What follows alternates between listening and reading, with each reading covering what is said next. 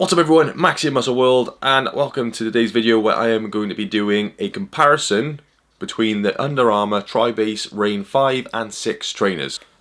So I've been using these trainers, both of them, for well over a year each, and so I'm going to share with you my experiences on each one. I wear them concurrently, I rotate my trainers, I've got several pairs of trainers that I rotate through. I'm going to share with you the differences and any kind of new things that have come up that I've sort of come across as time's gone by and as the trainers have begun to get more and more worn. So I've actually currently just kind of finished using this one purely because I think it's had its day. I'm still using this version of the TriBase Reign 5, which is exactly the same, just a different colour. Personally, I don't care about colours or looks, just as long as it does what I want it to do. And I was looking for a trainer when I got these, something I could generally do most of my exercises in my session with. I was finding that before I switched to this type of trainer, or a multi sort of purpose trainer, I was bringing like 2 sets of trainers to the gym with me, and I was having to swap halfway through my workouts, and it was just beginning to get a bit annoying. So I sought this one out as one of the best kind of trainers for me a couple of years ago for what I was doing, which is kind of a mixture of weightlifting, plyometrics, a little bit of running, cardio, circuit training type movements, heavy weightlifting, all in the kind of same sort of session or similar kind of close sessions. So this trainer, after extensive reviews online, seemed to be the best one because I do kind of like it. It's not flat, but I was going from Converse trainers, whereas these ones are the raise isn't so high. On a lot of the trainers, the heel raise was so high. For me, I don't really like that. So there is a slight heel raise, but it is minimal, and I don't really notice it. And it does feel quite good for me, liking the more kind of flat style trainers. Fairly similar across the board with the two. I think it's less than 6mm. I'll have to double check that. I'll write it on the screen if I'm wrong, but it's not like intense in terms of the heel raise. And yeah, they're both similar between the two. I don't really think there's much difference. I think they're quite identical in terms of heel raise. So not a huge amount of difference there. Notably, what is different about the two trainers is this one has an awful lot more flex in it. It's easy to do that and apply minimal pressure, and it just kind of moves, which in my opinion makes it more ideal for doing exercises, dynamic exercises like jumps and things like that, and sprints, I suppose, running. Okay in these. I'll go on more on that in detail later. So for doing things like plyometrics, jumping around and things like those sort of exercises, movements where you're having to go down, burpees, things, you know, box jumps, jump squats, stuff like that. Personally, I think this one is better than the TriBase 5, the Reign 5, sorry, because it is a lot stiffer. As you see, I'm really having to apply a lot of pressure to move that. So these are very stiff. Now, what I do think these ones are better at, in my opinion, is the actual kind of heavy weightlifting. I feel because they are so much stiffer that I do feel a bit sturdier on the ground when I'm doing heavier weights. That's not to say that the Reign 6 isn't okay for doing heavy weights, but I personally prefer these if I know I'm going to be going heavy. Ignore that crack in there, something in there is kind of popped or broken or worn out, so that's why I've stopped wearing them. That's not to say this is bad, particularly bad at doing the other things that I said the 6 is better at. It's just I think the 6 is better. Now the sole on the bottom here, you can see the differences. Now obviously this one's a lot more worn out. If you can see them there, there is a difference in the tread patterns and the grooves. Now let me show you one that is not so worn. I've had both these two trainers about the same time, and I'd say I probably had about equal use out of them in terms of duration and sessions worn on them. I do kind of alternate between them and another couple of pairs of trainers that I have. So you can see there is a difference in the groove structure on the bottom.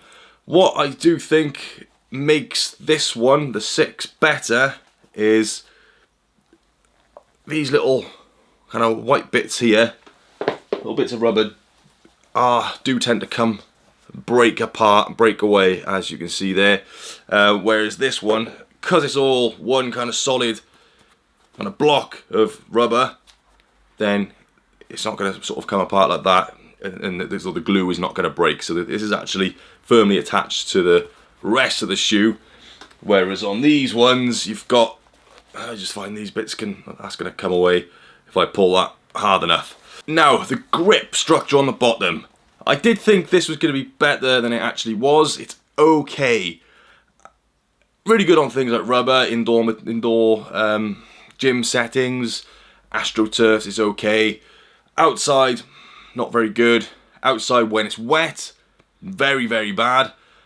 AstroTurf when it's wet, very, very bad. You're going to slip a lot wearing these, and that is the same with this one. Indoors, I haven't really noticed a huge amount of difference in terms of grip. It seems to be kind of the lateral style of, say if you do lateral jumps and directional changes. I do think this tread pattern is slightly better, but because this trainer is a little bit stiffer, and I just feel with this one, there's an awful lot of room in here. So whereas I actually think the trainer is better itself, because there's a lot more room here, I find my foot moves around inside the trainer a little bit more than it does inside the 5. So I've really got to make sure when I do this one, I do the laces up as tight as I can to stop my foot moving around. So that if I am doing lateral stuff, then I get the best out of the trainer. So I do think it lets it down itself a little bit with that. If this was a little bit more snug here, this toe box is massive. I don't really like how big the toe box is. I think maybe I'm just used to it being slightly more pointed like it is on there. You can't really see it on that, but when I wear it on my feet, it just seems to be noticeably bigger. But so it's hard to find a clear winner between the two for doing lateral type movements, because I do think this is a better, sturdier trainer by the way it's all cushioned in. So they're both okay. They're not bad. They are both pretty good at doing that type of movement. They're far superior to anything else I've worn in terms of that style. I'm just picking a little points here, nitpicking as it were, because they're not perfect, and it is hard to say which one is better. They've both got pros and cons in that respect. If it's all nice and snug and it's all done tightly, then yes, this one can be far superior in terms of the lateral ability, based on the rest of the design of the trainer. It all just seems to hug and blend in. You've got a good base, which then blends into and just kind of grips onto the rest of the trainer, which, as long as your foot is secure inside, then it is pretty good. Other noticeable differences in the design is a bit around the heel. You've got like a kind of bit that's in there that just kind of hugs your heel. Makes it feel more comfortable. Personally, I haven't really, I wouldn't say it's a game changer, or it wouldn't make me pick the trainer over the other. It's just a slightly different design. Both are fairly comfortable to wear. Obviously, the gym trainers, they were designed for training. I wouldn't wear them all day. In terms of breathability, they're marketed as being breathable trainers. However, my feet sweat like crazy in these. My feet always sweat like crazy in them. So I prefer if maybe there was a couple of little holes or something in there, like the Converse do, on top of the breathable mesh. Maybe some actual holes, with a little ringlet, a little metal ringlet in them. If that's possible, that might help it a bit more, because my feet do get hot wearing these. It's not to say they're particularly bad or whatever, but I don't think they're as breathable as they're marketed. However, that is also because they are quite robust. I do think these trainers are pretty sturdy. They don't really show a huge amount of wear on them. I mean, I have looked after them as best I can, but I can't see any scratches or scuffs on these. The 5 started to show a couple, I suppose, but still, I mean, if you were doing things like rope climbs regularly, which I'm not, I don't really do stuff like that, then you might experience a little bit more wear on the trainer.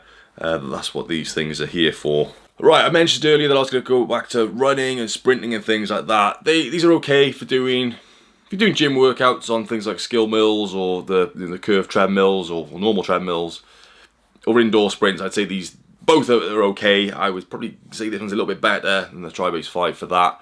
I wouldn't want to be doing longer durations, and running on concrete, they do seem to be a bit bang, bang, bang, bang. You do hear a lot of pounding on. There's not much shock absorption in them. So I don't really like running outdoors on these, particularly I know if it's been raining, which in Wales it always is. They do get a little bit slippery, particularly if you start accelerating fast and things like that, or trying to do directional changes, then I do find they slip a lot. So yeah, ideal for indoor exercises and running. I wouldn't want to run too far in them, and even Under Armour themselves have said that, I can't remember what they said on their website, I think it was something like 1 or 2 miles. They wouldn't recommend running more than that in these trainers. So for short duration sprints, longer distances, maybe up to sort of 800 meters or 1 kilometer runs, then these would be fine. Any more than that, and you'd be better off getting some kind of running trainer, because they are quite heavy and there's not as much support in there. Well, if I push in there, it just feels a lot, it's hard to push, it's solid. Whereas when I push into this one, I can feel my foot going inwards, so there definitely is a lot more, it is a bit more squidgier, there's better shock absorption, there's better, more, I'd say maybe possibly more comfort in there, I don't know. That's the insole. Of course you can take the insole out if you want, I haven't. I've been happy with it. They both got the TriBase triangle thing on the bottom, which is designed, I believe, to help keep everything, when you're pushing, doing exercises like squats, things like you're pushing from your heels and your forefoot, it's to form a kind of triangle.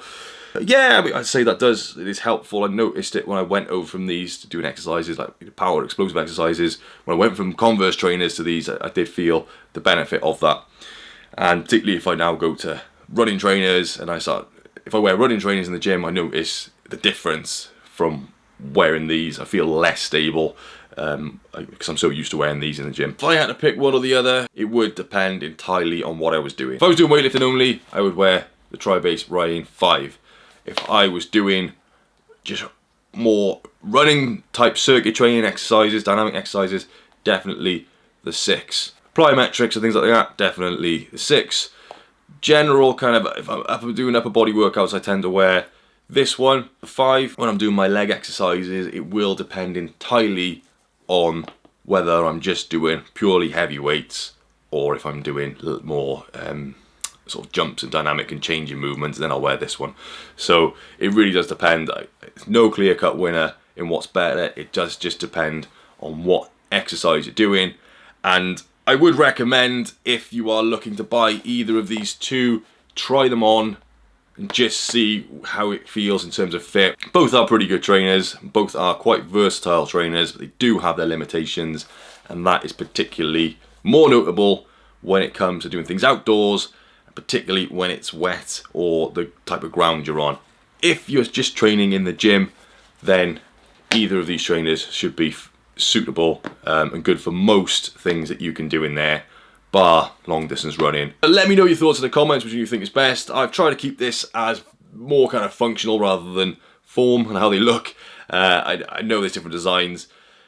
If I had to say which one I think look better, I would say the 6 looks a little bit better, but that is entirely subjective and it's for you to decide. Let me know in the comments which one you prefer, if you've got them, or you may have different trainers, and I'd like to hear your thoughts on them. What's your favourite gym or fitness trainer? I don't know everything about trainers, so enlighten me if you know anything, or if you want to add anything to that. I'd love to hear from you. All the best, and see you soon. Bye bye.